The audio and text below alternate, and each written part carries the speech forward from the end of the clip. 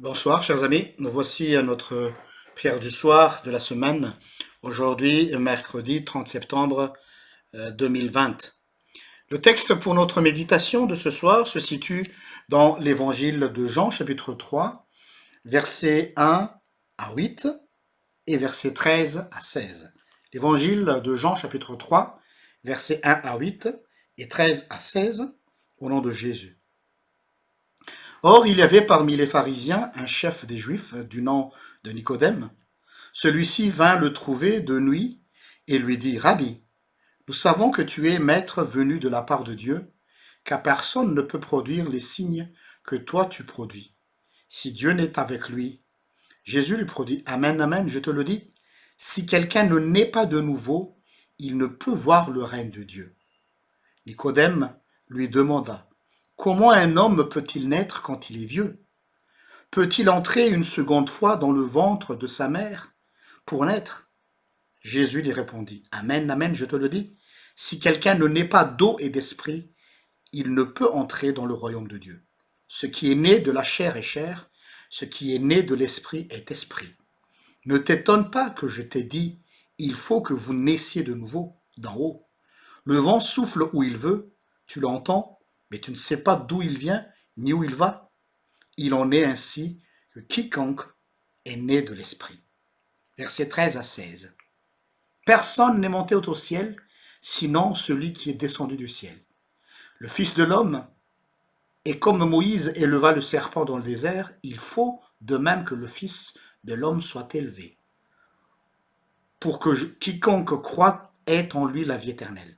Car Dieu a tant aimé le monde qu'il a donné son Fils unique, pour que quiconque met sa foi en lui ne se perde pas, mais qu'il ait la vie éternelle. Amen. Un texte très classique que nous connaissons tous, je crois. Mais la thématique que nous allons observer ce soir dans notre méditation est la suivante. Avant une naissance, il y a d'abord un accouchement. Avant la restauration, le brisement. Vous allez peut-être me dire, mais quel est le lien avec cette histoire de la nouvelle naissance? Je ne vais pas vous faire un enseignement biblique sur la nouvelle naissance ce soir, mais on est dans une réflexion pour une méditation. Justement, la méditation, c'est ce questionnement de Nicodème. Comment est-il possible pour un adulte de revenir une deuxième fois dans le ventre de sa mère? Cette question peut-être nous semble un peu idiote, mais pas du tout. Si on regarde de près cette question, il y a une profondeur. C'est-à-dire que pour Nicodème, la nouvelle naissance, l'œuvre de Dieu, est toujours contraire à la logique de l'être humain. Il faut briser ce que moi je crois, la croyance que j'ai pour pouvoir croire en Dieu. Vous savez que chacun d'entre nous, nous avons des croyances. Et ces croyances-là, nous croyons que c'est la foi. Or, ça n'a rien à voir avec la foi. Ce sont des croyances dites populaires. Et parfois, ces croyances populaires ont pris le dessus et nous avons cru que ça fait partie de la foi. C'est pour cela que j'ai dit, avant la restauration, il y a un brisement. Tout doit commencer par un brisement. Avant de construire une maison, il faut d'abord terrasser l'endroit. Il faut creuser. Il faut enlever la boue et mettre une fondation solide. Commencez par creuser. Creuser. Ça fait mal. Même chose pour une naissance. Je l'ai dit tout à l'heure, avant une naissance, il y a d'abord un accouchement. Et dans l'accouchement, il y a tout un travail, comme disent les sages-femmes et les médecins qui accompagnent les personnes qui vont accoucher. Tout un travail.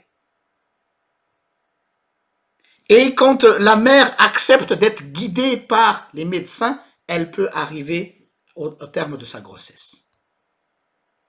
C'est cette image-là que j'aimerais partager avec vous ce soir. Je ne vais pas parler de nouvelle naissance. Je ne veux pas parler de baptême. Je veux parler de ce brisement. Dieu nous amène dans une situation de brisement afin qu'il puisse nous restaurer à nouveau. Il ne se presse pas à construire sur de la boue, sur du sable, mais il veut construire, il veut avoir du solide. Et ce solide doit être bien enraciné. Alors, comme dit ici Jésus, seul celui qui est né d'en haut qui pourrait comprendre cela. C'est une logique qui vient d'en haut, non pas une logique qui vient d'en bas.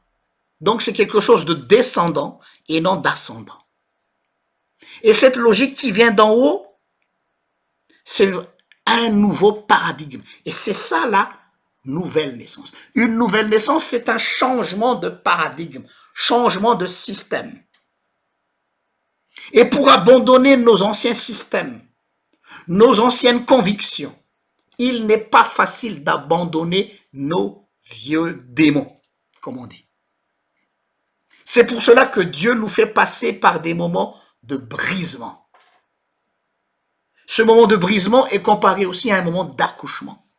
Il y a de la douleur dans un accouchement. Il y a des larmes dans un accouchement. Mais par la suite, comme dit Jésus, une fois que l'enfant est né, la mère oublie toutes ses douleurs. C'est vrai que nous sommes focalisés sur nos souffrances. Mais l'appel que je vous donne ce soir, c'est de vous dire, ces souffrances nous aident à briser nos paradigmes, nos convictions, nos croyances, pour qu'elles puissent changer en foi. C'est par la foi seule que nous serons sauvés, non pas par nos croyances. Voilà pourquoi je vous invite alors ce soir à prier. Et dans le sujet de prière que je vous laisse maintenant, c'est que pour que Dieu puisse nous libérer de nos croyances qui nous enchaînent, de nos croyances qui nous rendent esclaves et qui ne nous permettent pas de s'épanouir dans la foi. Prions. Seigneur notre Dieu, merci pour cette parole. Oui, avant une naissance, il faut un accouchement qui fait mal, mais qui est nécessaire pour faire naître un enfant. Et une fois l'enfant est né, comme dit ta parole, nous oublions facilement la souffrance et la douleur. Oui, avant que tu nous restaures, il faut passer par un moment de brisement. Oui, Seigneur, parfois il y a des choses que nous ne comprenons pas, qui nous arrivent dans nos vies. Toutes ces situations, tu les utilises pour briser des croyances en nous, pour briser notre ancien paradigme qui n'a rien à voir avec le paradigme céleste. Aide-nous alors à voir clair dans ces moments de brisement, de ne pas abandonner dans la foi et surtout d'oser abandonner nos croyances pour épouser la foi qui nous rend libres. Libres de nos vieux démons, libres de nos croyances populaires. Merci Seigneur de nous avoir ouvert les yeux. Au nom de Jésus. Amen. Sur ce, je vous souhaite une bonne soirée et je vous donne rendez-vous demain à la même heure, si Dieu le veut. Au revoir.